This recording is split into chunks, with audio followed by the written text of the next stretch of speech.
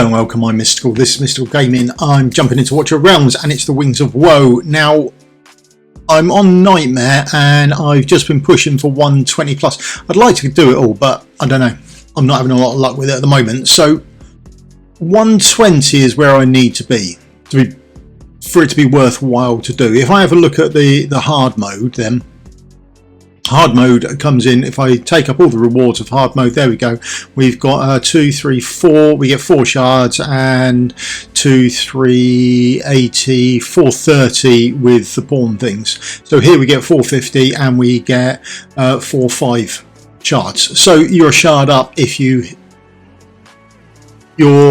a couple of pawn points up. If you hit the 120, 180, you're a shard up as well. Okay, so that's it. Now, the first thing you need to do really when I make up a team, or what I'm looking at for when I'm making up a team, is what I'm going to do with that mass in the middle. Okay, so what I need to do is decide what healers I want to use, if I'm using invigorations and that sort of thing. So there's a couple of ways around we can play this. This is the first sort of decision you need to make going forward, making up your team, or I think it is. So it gives you much more flex and freedom about what you want to do with your team going on. So we'll just have a look at some of the common ways around doing this. So you can put an aura down now, or any other major sort of AoE hero that you've got, and then up beside her you can put up a healer.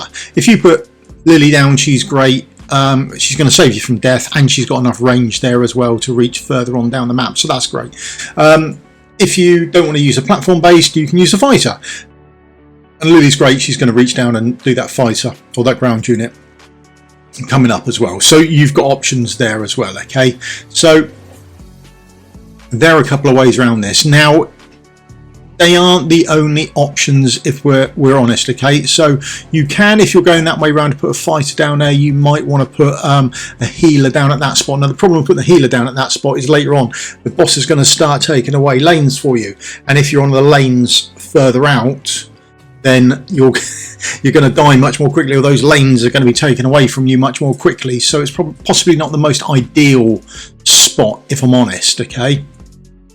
Now, another option you've got is a girl on this banner, okay, Talia. You can put her up there as well. Now, if she goes there, then you can put your Eloin down and cover her off as well. And she'll go into bear form and she'll tank up everything for you as well, okay, which works out really well for you. Now, the other option you've got is then when you move and you look forward at the platforms by the boss, you're going to use your DPS on those platforms there. So what you're going to do and where you're going to use them is your next sort of decision to make. Now, there are a couple of options on what you want to do. We had a couple of escape, but we don't have to worry about it. It's not a real run. Now, if you go Aya-chan in there, if you've got a Ray 1, absolutely fantastic. She will cover off all those spaces that you're going to put your DPS on. Okay, so she's a great choice, but that leaves you with what you want to do for your healer. So another way around it is if you put your healer there, or if you put Ailin there, she will cover off all of that space for you anyway. So that's fine as well as a healer.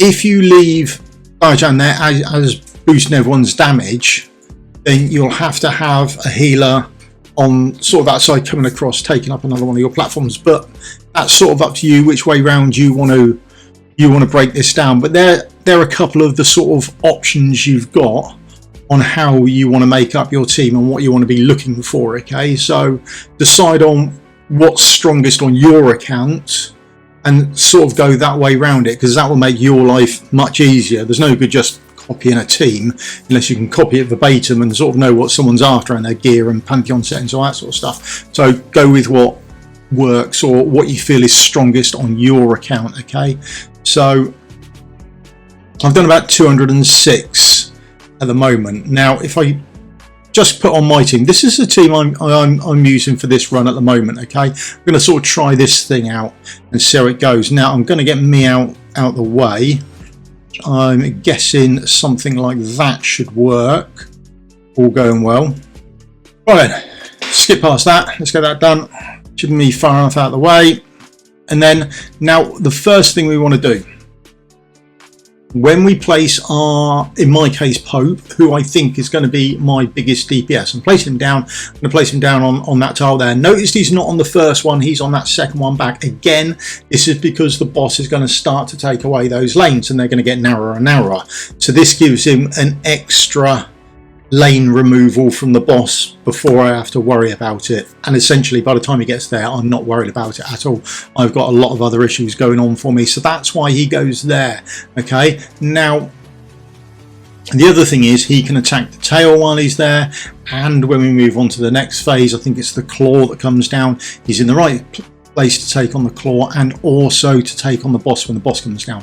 Next DPS that goes down, I'm using Valia and I'm using Alistair as well, so they're going down there and they are going to deal with the tail. Now if you're quick and if your DPS is better than mine and you get rid of the tail, then all these mobs in the center will also go and you won't have to worry about them. All right, now I'm going to assume that I am going to have to worry about them a bit, so I'm going to put my DPS down there anyway. Okay, now the other thing that's going to happen is the boss puts a debuff on you. When you attack him, you get stacks, you get 3% per stack. It stacks up to 20 times, giving you a minus 60% attack.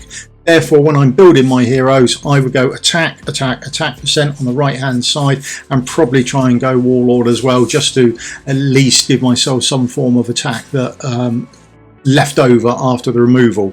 Although that may not be the right way around, I might have a play around with that and see if I'm better off going crit damage so less attack is removed. But we'll have a play around and see what happens with that. But there you go, it cannot be dispelled, it's the important thing, which means on the upside from that is you don't have to worry about bringing a dispeller or where you put them. Okay, so that's a little plus for you.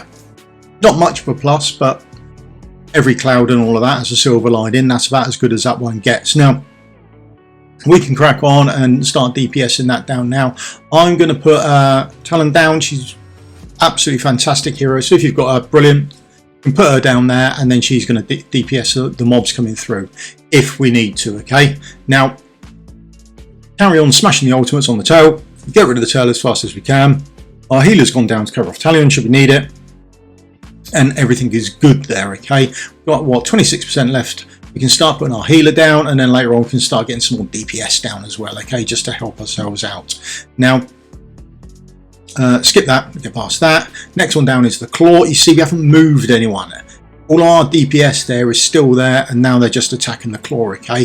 But all the things in the centre, they've all gone. So that's good news for us. Now I'm going to try Lord Phineas on this run, just to see what he does, if he's any good. I don't think he works out particularly well, but I sort of just going through the motions and trying different heroes to see who works out well. Okay, there's our tactician. We'll chuck him down as well. He's in all the adverts, so theoretically should be good. So we'll give him a whirl and see what happens. Okay, there we go.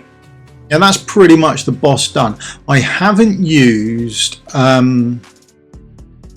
Valia. I haven't used her ult because I want to use her ult when this is done so I can move her.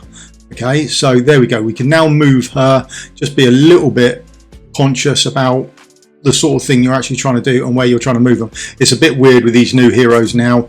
I've gone for a full removal of her and then I'm placing down our mini Pope to see what she's like as well. Okay, just want to get a little bit of a grasp on different heroes and see how they go.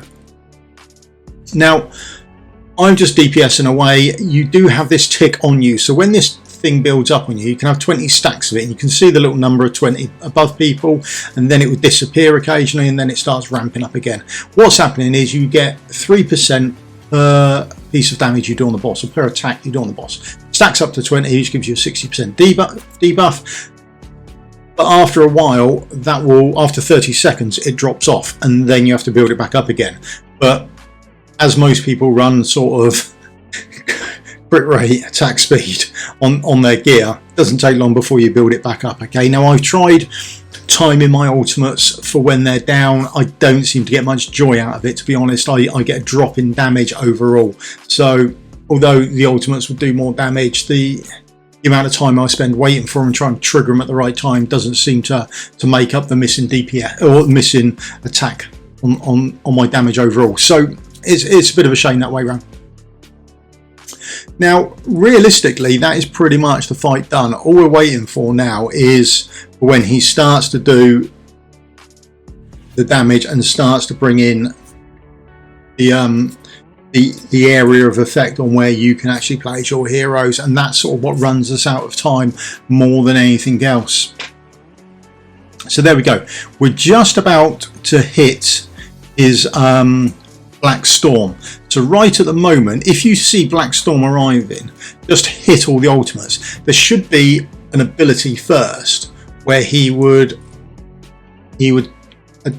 drain everyone's rage, but we don't seem to get a turn meter for that. He just goes into Black Storm, and then partway through Black Storm all your rage disappears, which is a bit of a shame. So you've got less time to actually sort of work it out. So there's Black Storm, boom, and then that's all our rage gone as it comes back down. So Black Storm builds up, comes back down, and then there you go, all your rage is gone. But there should be another, I thought there was another ability in the description about it actually removing it, so it'd give you a timing on when to actually use the rage up if you had any loafing around. But it's one of those things. And then Black Storm comes across, and you can now see he's removed one of the lines on the far left hand side, and the next one will be the right, and then so on and so forth. Okay, so that's pretty much how the fight actually works. But essentially you haven't got to overly worry about it. I think once you get to this stage, you can just hit it on 2 times, and you can hit auto battle and just let it go, let it do its own thing, and then just replace the heroes as you see fit. Okay, there's the ray does. It's a big long line going horizontally across the battlefield, and that does damage to everyone as well. Now do bear in mind that the boss himself is in heavy armor, so your magic damage is going to get 20% more damage than your other types of damage. Okay, it gets a 20% boost. Now that's not to say you should only use magic damage. Bear in mind that if your normal damage is 20% or stronger than your magic damage, then you're better off using it as magic damage. But if you've got like a poison trio, smash them out, I think you'll be laughing. And there we are. Now what I want to do here is just push on as fast as I can. I've got it on auto, I don't really worry about it, and then as people die, I've got other heroes that I can place down there as well, really. And that's pretty much it for me. I'm not going overboard in it. I quite like the concept, but I'm not 100% sure I've got a team available to do it, and there's so much more to do in the game now with the amount of time it takes up. There we go, we're very few spaces left available to use, and that's it, we're done. I don't know, just shy of 200. It's another attempt and see what works and what doesn't within the team concept. So for me, I think I prefer people like Honora on working the DPS for me. The AoE, I think that works out better. I'm starting to get some luck within it as well, so that's working out quite well for me. Gearing wise, like I was saying, attack, attack, and attack, and that's pretty much where I've gone with everyone. And then if I can, I've gone Warlord on the other side. Whether that is the right way round to go or not, I'm not 100% sure, and that'd be the same with everyone else as well. As much as I can. Some of them have got the Wicked Vengeance on the other side, but I'm going as much attack as possible with, and again, I'm not 100% sure if that's right. I'd have to do some testing to see where the sort of attack boundary lies before it's actually worth building some crit damage. But maybe he's got much lower defense, and then it's probably worth building some crit damage. I might have a look into that tomorrow and see how it plays out, but definitely a thought to have. Poison trios are doing remarkably well. Arbiters are all going to do well, but single target magic damage, if you've got those about, then they're going to do fantastically well for you. This is my best run team at the moment. I sped it right up just to have a speed run through it, but there you go. I've put a bit of poison in there as well, so I'm using Numeria, that sort of thing. And that's just to see how well I can do on it. And then I've had to use the epic poison lead. It does better, but it's still not cracking that 250. But if you've got any low level heroes you think could do remarkably well, but like it is, it's Pope, Alistair, and then it's Vaughn for me. But on this account, I don't have Nastia, so it's one of those things. Maybe they're never me. Maybe that's how I'm going to be. I'm going to be left with. But remember, heavy armor, so you're going to get a 20% boost if you're using magic damage as opposed to other forms of damage. But there's not saying don't use other forms of damage. Bear in mind, you're only getting 20%. If your normal damage is doing more than 20%, then obviously use them, okay? But there you go, that is me done at the moment. That's as far as I can get. I'm on what, 210 for the sake of argument. That'll do me. I mean, I'm missing out on 1 shard over the next couple of days, so maybe I'll miss out on 1 ancient. Could be bad news. That might be all it needs. You never know, it only takes 1. So that's how well I've been done. Let us know in the comments below how well you're doing. If I've missed anyone who's absolutely fantastic for this, give us a shout, and I'll see you all in a video again soon. Might have to do some summoning tomorrow and see how we do with that new hero, okay, that new healery tank. Right, that's been done. Thank you very much for your time. Cheers.